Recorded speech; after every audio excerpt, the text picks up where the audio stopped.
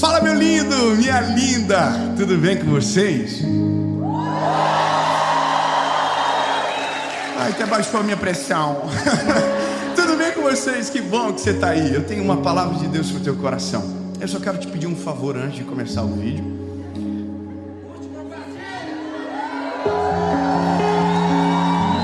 Se inscreve no canal, lindo. Ativa o sininho. Comenta. Manda no grupo da família que você briga lá de vez em quando. Compartilha. Dá like, porque isso faz a mensagem ir mais longe. E na verdade é sobre isso que se trata. Quanto mais longe a mensagem chega, melhor é. Então, se você ainda não é inscrito, se inscreve, ativa o sininho, curte o vídeo, compartilha. Se elimine todas as distrações agora. E a gente vai para a mensagem.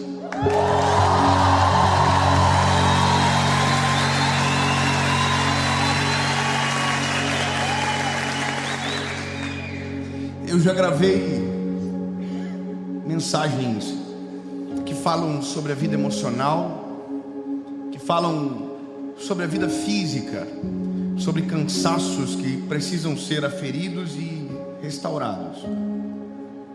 Mas eu confesso para você que, às vezes, no afã de tentar ser tão responsivo com as demandas que a gente recebe, algumas coisas passam desapercebidas. Nós somos sim seres almáticos muitas das vezes. Nós somos cheios de emoções que às vezes estão mal resolvidas e que precisam sarar. Mas o que nós não podemos esquecer é que somos tricotômicos. Nós somos corpo, alma e espírito. E às vezes temos tanto zelo pelo corpo, temos tanto zelo pela alma, pelas nossas emoções, que deixamos passar desapercebido a nossa vida espiritual.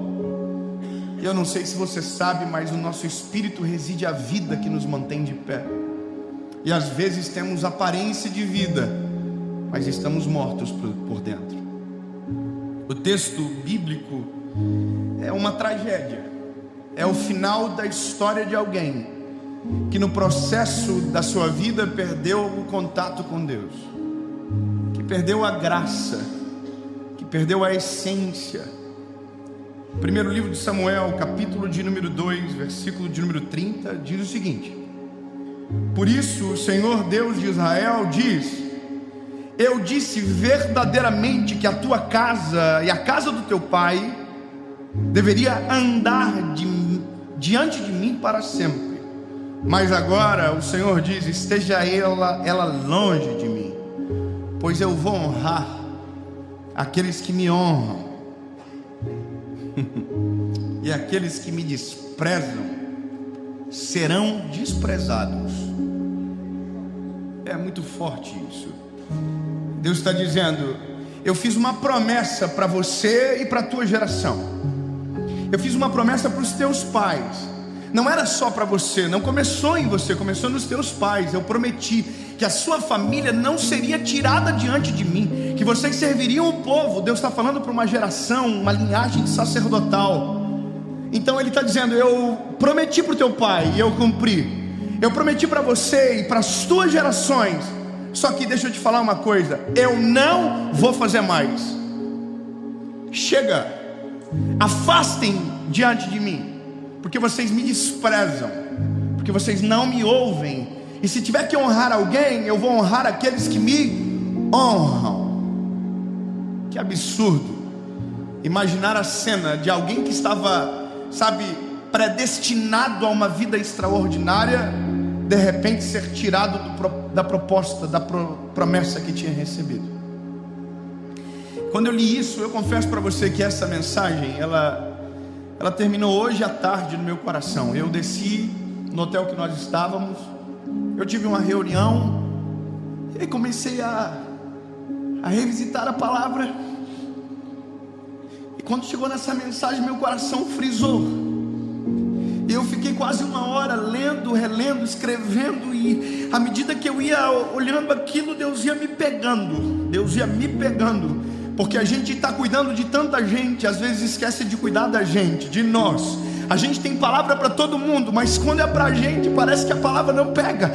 Sabe, a gente ora por todo mundo, mas a gente não ora pela gente. Quando vê, a gente está um sepulcro caiado, tem aparência de vida, mas só está saindo bafo. Não tem palavra verdadeira, não tem essência, não tem poder, porque a gente já perdeu um pouco daquilo que dizia carregar, e agora é só discurso repetido e não é mais a verdade que domina o coração. E eu vou te falar, lindo, hoje, quando o Senhor ia falando comigo através dessa palavra, eu ia enchendo meu coração de temor, e o meu sentimento é: Deus, não me deixa ficar seco, não me deixa ficar vazio, não me permita, Senhor Deus, que de repente o meu esgotamento apareça e eu perca a oportunidade de viver o que eu vivo todos os dias. E aí eu entendi uma parada muito importante: o esgotamento, ele não é uma história de um capítulo. O esgotamento é uma sucessão de histórias, é um processo longo, e que quando a gente vê, porque não fomos criteriosos, não olhamos para dentro de nós, não examinamos o nosso coração, nós estamos esgotados espiritualmente. Esgotar é esvaziado, é quando você olha para dentro de você e não tem mais nada lá dentro. E às vezes no dia que você mais precisa, você descobre que o combustível já acabou e que não tem mais nada. Tem uma parábola que é a parábola das 10 virgens.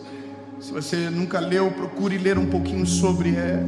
É muito interessante, mas a Bíblia diz que 5 levaram azeite na lâmpada e não levaram reservatório de azeite. E a Bíblia diz que o noivo tardou a chegar, e a lâmpada, porque só tinha combustível pouco e suficiente para aquele tempo, apagou-se. Mas as que levaram consigo azeite na lâmpada e nas talhas, quando o azeite da lâmpada acabou, usou das talhas, e o noivo chegou e elas estavam preparadas. Nós precisamos parar um pouco e frear às vezes e olhar para dentro de nós. A gente dá conselho para todo mundo. Quando alguém diz: olha, eu estou com um problema de ansiedade, eu estou, parece com um início de uma depressão, eu não consigo entender. E aí a gente dá conselhos, mas a gente diz: olha, tem terapeuta, tem psicólogo, tem psiquiatra. A gente sabe que a ciência, ela ajuda. Eu não estou falando de problema espiritual, estou falando de problema, sabe, físico, patologia. Então você diz: olha, você vai no médico, você faz isso. Só que para perceber que a pessoa, e nós somos assim, nós só deixamos para ir no médico quando a dor aperta. São poucos aqueles que fazem check-up, poucos são aqueles que fazem exames de rotina e cuidam de maneira preventiva. Normalmente nós deixamos a dor chegar, para então nós recorremos ao médico e resolver o problema. Aí quando vai para a parte estética, aí a gente já é um pouco mais cuidadoso. Irmão, é dieta em cima de dieta, é umas coisas que ninguém entende. E aí tem que cortar o carboidrato. O carboidrato não fez nada para você, e você tem que cortar ele da sua vida. Coitado do carboidrato, uma delícia, um macarrãozinho, uma batata, e você fala: não posso comer você, porque eu quero olhar no espelho e dizer: oh my God. Então a gente se preocupa, e hoje é a geração onde todo mundo muda muito rápido. Agora tem harmonização, né? Eu acho legal. De repente, do nada, a boca cresce. Não é verdade? Do nada. Olha, nossa, aqui. Os homens rindo, estão tudo com o maxilar quadradinho. Não é verdade? Do nada. O problema só é quando os filhos nascerem, não vai ser a cara de ninguém. E aí você fala assim: nossa, quem puxou? Brincadeiras à parte, a gente cuida do nosso exterior, porque o exterior a gente olha no espelho todo dia. No físico a gente sente dor, e a gente vai para o médico. A pergunta é: e o espiritual? Quando é que a gente descobre? Como é que eu sei? Como é que eu olho para dentro de mim e entendo que eu estou seco, que eu estou vazio, que aquilo que eu tive uma vez já não é mais a minha realidade há muito tempo. Uma vez ouvi alguém dizendo que existe depósitos de oração. Não existe. Não existe. Oração você tem que voltar ali todos os dias. Buscar o Senhor tem que ser uma constante. Orar e falar com Jesus tem que ser uma constante. Sabe por quê? Porque senão você vai ser a vida inteira refém de alguém que vai ter que dar uma palavra para você. Senão a vida inteira você vai ser refém. Lindo, eu não quero gerar escravos. Não, eu quero que vocês sejam livres, a ponto de um dia você não precisar de um vídeo da internet, mas dobrar o teu joelho e dizer: Deus, fala comigo, derrama sobre mim na tua palavra. E Deus falar com você. E quanto menos você esperar, você estiver cheio da presença do Espírito Santo no teu quarto, na tua casa, no teu carro, e dizer: pronto, o Senhor me respondeu. Mas isso só acontece quando estamos cheios. Hoje é uma experiência, é uma oportunidade de ouvir uma palavra. E deixa eu te dizer, é bom, enche, mas também vai embora e acaba.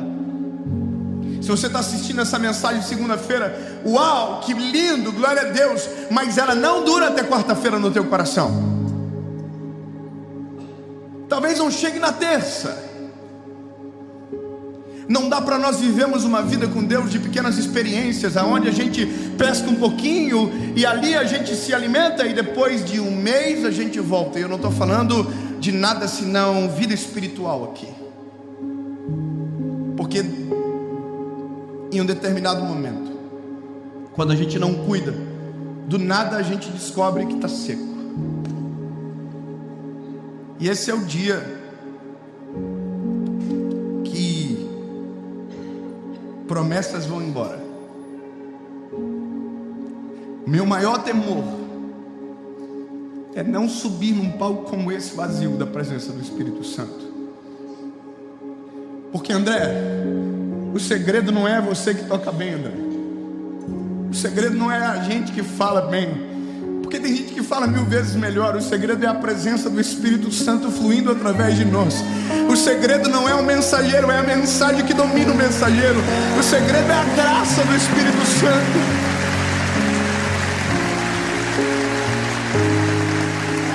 Porque, lindo, a única coisa que eu sei fazer é abrir a boca e falar. Mas quem faz a palavra chegar na hora certa é o Senhor Jesus. Quem faz a resposta chegar é Ele. Então, se eu não viver nele, para Ele, eu vou me frustrar. Porque eu vou falar lindamente, todo mundo vai olhar e vai dizer: não sinto nada, não é para mim, não me toca, não me convence, não me, sabe, não alimenta. Claro, porque é só um mensageiro sem uma mensagem. E hoje à tarde eu dizia para o Senhor Jesus: eu não quero perder a promessa. Eu não quero parar de viver isso, Senhor. Como que eu afiro? Como que eu começo? Que eu olho? E aí o Espírito Santo começou a me fazer entender. Sabe, quando nós estamos prestes a esgotar, a gente começa a acostumar com o extraordinário. Não tem mais milagre que nos toca. A vida já não mexe mais com a gente já não é mais sensível. Antes, eu não sei como você, mas eu lembro de quando eu aceitei a Jesus, e eu já não sou mais o mesmo garoto. Óbvio que eu era mais menino, mas eu me lembro de quando conheci Jesus. Eu sou chorão hoje, mas, irmão, eu era muito mais chorão.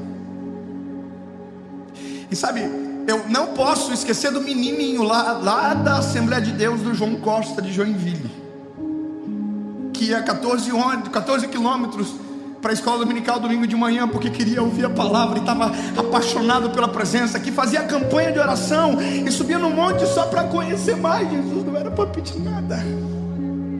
Sabe, quando você está começando a esvaziar, todas as vezes que você dobra o joelho, é sempre para pedir uma coisa, não é mais para adorar, não é mais para sentir a presença, é sempre porque tem alguma treta acontecendo. Então é só como se fosse um advogado de causa, mas não é mais o teu amigo. Quando Jesus deixa de ser o teu amigo e só o teu advogado, você pode ter certeza que o estoque está baixinho. Quando a gente só lembra quando o calo aperta, é porque o estoque está baixinho. A minha batalha, lindo, é para não perder aquele garotinho lá. Oh, lindo, senão a gente fica tão perigoso.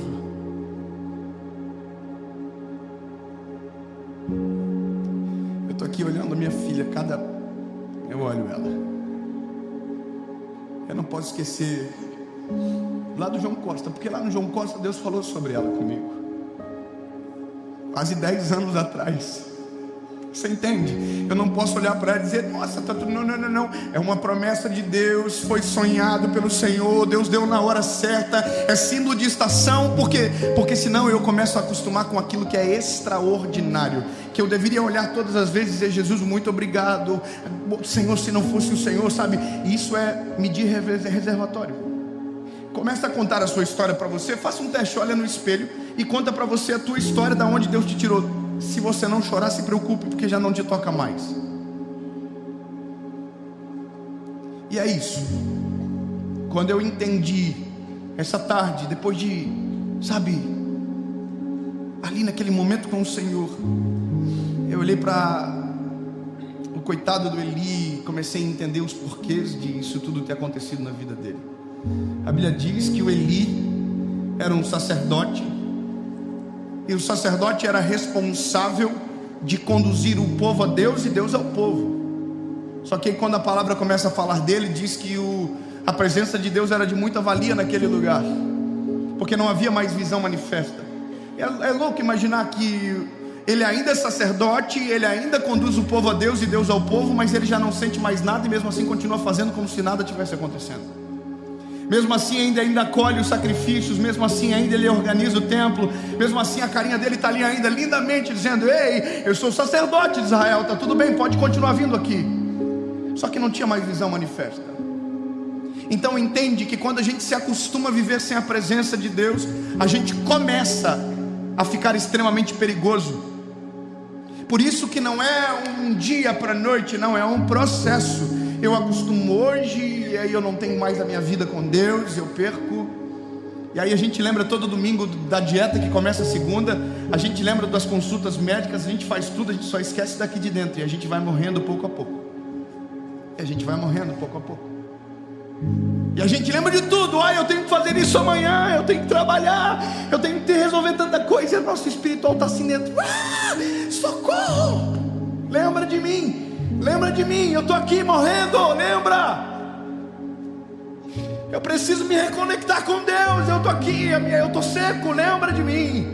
E a gente está tocando a vida, e a rotina está uma loucura, e a gente está trabalhando, e a gente está falando bem, bonito, todo mundo, top. E aqui o nosso reservatório está baixinho, baixando.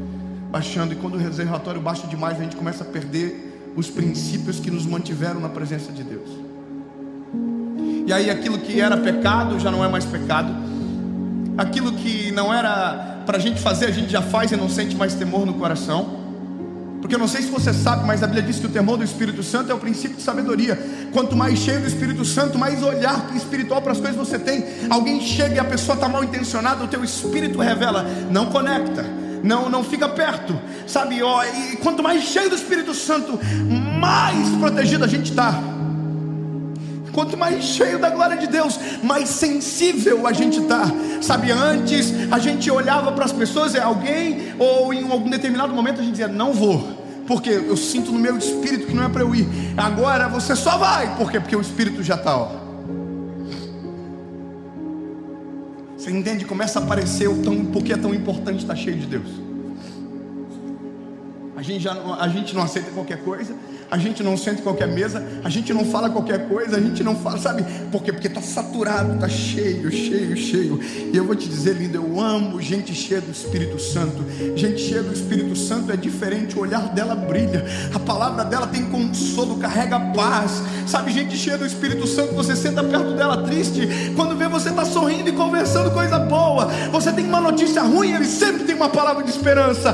Você está carregado, ele está leve, e ele te ajuda a aliviar a culpa, te ajuda a aliviar a dor. Por quê? Porque gente cheia do Espírito Santo tem combustível para dar. Gente vazia não tem nem para si, quanto mais para os outros.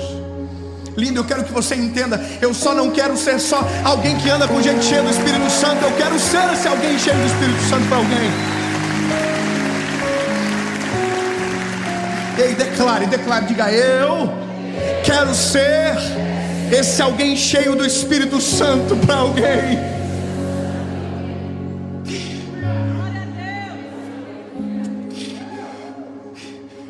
A minha mãe é maravilhosa. A minha mãe é uma mulher de oração de dar raiva. Aquela lá, eu fico pensando assim, que Deus vai para ela e fala assim: querida, nós já conversamos hoje, segura, é muito assunto, nem eu estou aguentando mais. Mas sabe qual que é a loucura? Senta com a minha mãe e conversa com ela 10 minutos para você ver. Você sai assim: nossa, que vergonha, eu preciso orar mais, eu preciso melhorar, eu preciso ser mais cheio do Espírito Santo. Eu não quero. Por quê? Porque a gente cheio do Espírito Santo te contagia, sabe, te constrange para ser melhor. Então essa é a loucura, é saber que quanto mais cheio, melhor é. E quanto mais vazio, mais perigoso a gente fica. E aí o Eli deixou acabar o combustível. E quando acabou o combustível, a Bíblia diz que ele começou a honrar mais os filhos do que a Deus. Começou a desobedecer o Senhor. Deus enviava profeta, ele já não obedecia mais. Por quê? Porque estava cego. Porque quem não tem o Espírito Santo está cego, não entende, vai, segue o jogo, faz tudo o que lhe apraz. E aí quando vê, bebê, está desesperado numa vida vazia. Porque no fim de tudo, nós temos uma carência dentro da gente. Ô lindo, vou te falar. É possível alguém com alguma enfermidade ser feliz, sim ou não? Sim. Basta você não olhar para aquilo toda hora. Não, eu vou seguir o jogo, eu vou viver. Às vezes a enfermidade vai embora, o tratamento, beleza? É possível um gordinho ser feliz? Eu até acho que o gordinho é mais feliz do que nós. O gordinho fala assim: eu tô nem aí, irmão, eu tô no meu padrão. Eu não estou incentivando ninguém a nada, nem ser magro e gordinho. Só quero chegar num ponto. É possível ser feliz sendo gordinho, é possível ser feliz tendo alguma enfermidade, só que é impossível ser feliz sem Jesus. Eu vou repetir para você nunca mais entender. É possível você ser feliz com o seu corpo físico afetado. É possível você ser feliz com, às vezes, alguma emoção fragilizada.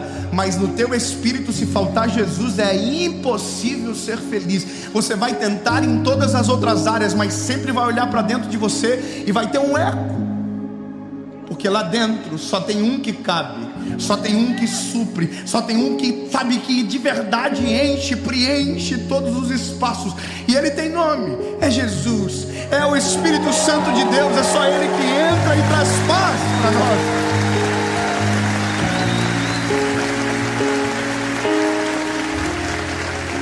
Tem um texto de Cantares de Salomão que a Bíblia diz: a noiva, se revelando à noiva, ela diz: eu estou desfalecendo de amor. Uau, como assim? Ela está dizendo: eu tenho uma carência dentro de mim que está me levando à morte. E aí ela diz: eu me assento debaixo da tua sombra, me alimento do teu fruto, e é alimento de vida para mim. Ela está dizendo: sem o Senhor eu vou morrer. Eu preciso estar pertinho de ti, porque essa carência, que no original é arrabab, é algo que só o Senhor pode preencher. Lindo, presta atenção aqui. Eu sou novinho, eu tenho só 32 anos de idade, mas eu já conheci Jesus um pouquinho para te falar. Você pode tentar do jeito que você quiser, você pode correr para um lado, para o outro, dá tudo certo, ganhar muito dinheiro e chegar no final da vida e olhar e dizer assim: que é isso? Vive tanto tempo vazio. Você pode ter tudo, mas esqueça jamais, não esqueça, sem Jesus não vale nada a pena. Não vale a pena. Então, vamos fazer um acordo? Vamos fazer um acordo? Eu não faço acordos para quebrar. Vamos fazer um acordo?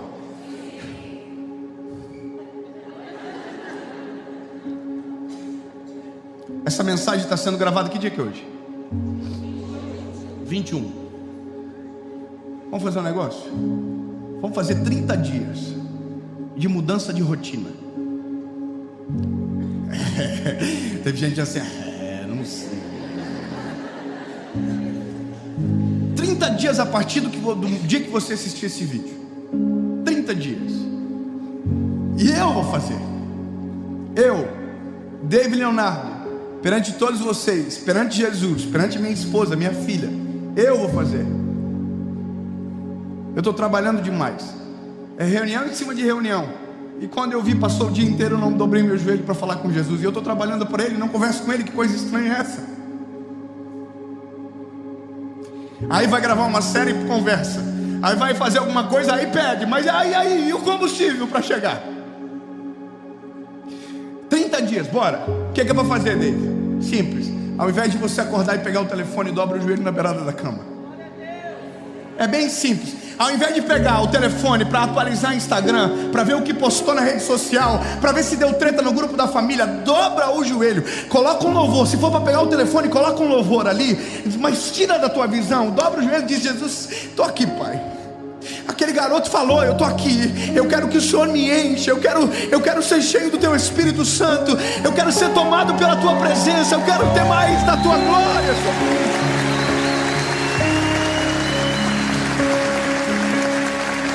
E talvez você vai ficar os primeiros 3 minutos, 5 minutos meio perdido. Deixa eu te dar uma cronologia de como a oração funciona. Você dobra o joelho. Eu não sei você, mas eu sou extremamente dislexo. Uma confusão, minha cabeça, só Jesus para entender.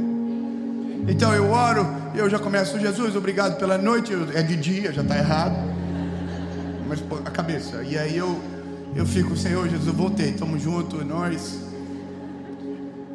Então, Senhor, nós estava onde mesmo? Então, até que chega uma hora que, como um trem entra no trilho,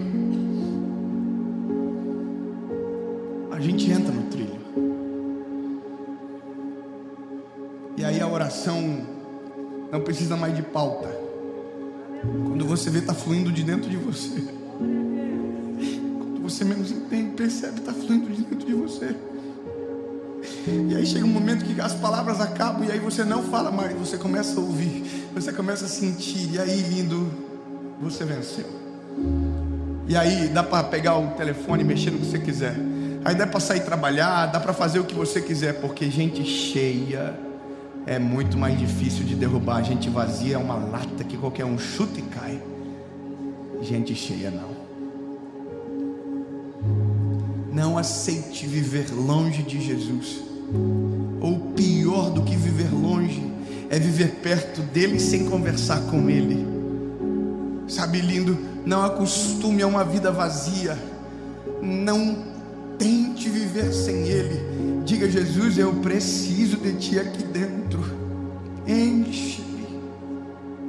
Enche-me da tua presença. Porque não adianta, lindo, cuida do físico, das emoções e deixa o espiritual de lado. Porque se teu espiritual morrer, todo o resto perde o sentido. Então, lindo, enche-me, Jesus. Eu não quero viver mais um dia vazio. Eu não quero viver mais um dia sem a tua presença. Se para esvaziar é um processo, não se esqueça que para encher também. Entendeu? Como assim, David? É que você vai perceber um negócio. Começou os 30 dias. Aí eu termino aqui. No primeiro dia você vai estar top, vai orar, vai dar tudo certo. No segundo dia você vai levantar com os joelhos já com um pouquinho de vergonha. E vai começar a mudar algumas coisas, porque quando o Espírito Santo entra dentro de nós, as reformas começam. Os ajustes de rota começam. E quando você menos perceber o que você falava, você não está falando mais. O que você fazia sem ter temor, agora tem um temor dentro do teu coração. Você já não consegue agir mais da mesma forma.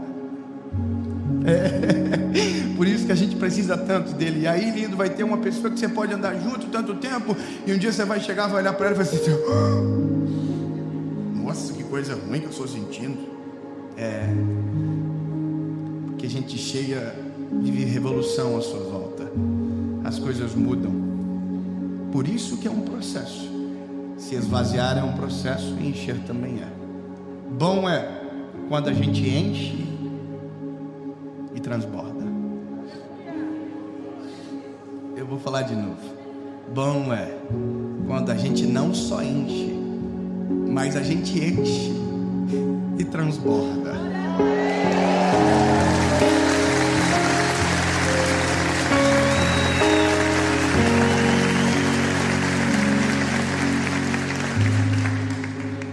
David, o que aconteceu? Ele morreu. Morreu cego, gordo. A notícia dos filhos chegou que haviam morrido na guerra. Caiu para trás e morreu. E o sacerdócio, que era a linhagem, mudou a sequência. E um menino entrou, chamado Samuel. Samuel não era da linhagem, mas Deus mudou a vida dele. É isso. Quando nos deixamos ser cheios, acessamos promessas que nem para nós estavam programadas.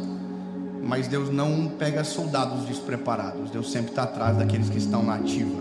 Para se der briga, der guerra, os cheios vão primeiro. Amém? Jesus, eu quero ser cheio da tua presença. Jesus, David Leonardo, eu não quero permitir que a minha vida, a rotina, meu trabalho me esvazie. Eu quero mais de ti, Jesus, mais. Hoje nós conversamos sobre isso. Eu quero mais. Quanto mais melhor, Jesus. Quanto mais a tua presença, mais temor. Quanto mais a tua presença, mais graça. Quanto mais a tua presença, mais sensibilidade. Quanto mais a tua presença, séries e séries serão gravadas e o combustível ainda vai permanecer cheio. Porque, Deus, nós não queremos andar vazio, porque é muito perigoso. Não adianta estar bonito por fora, com as emoções alinhadas e o espírito prestes a morrer. Sim, Pai, é isso.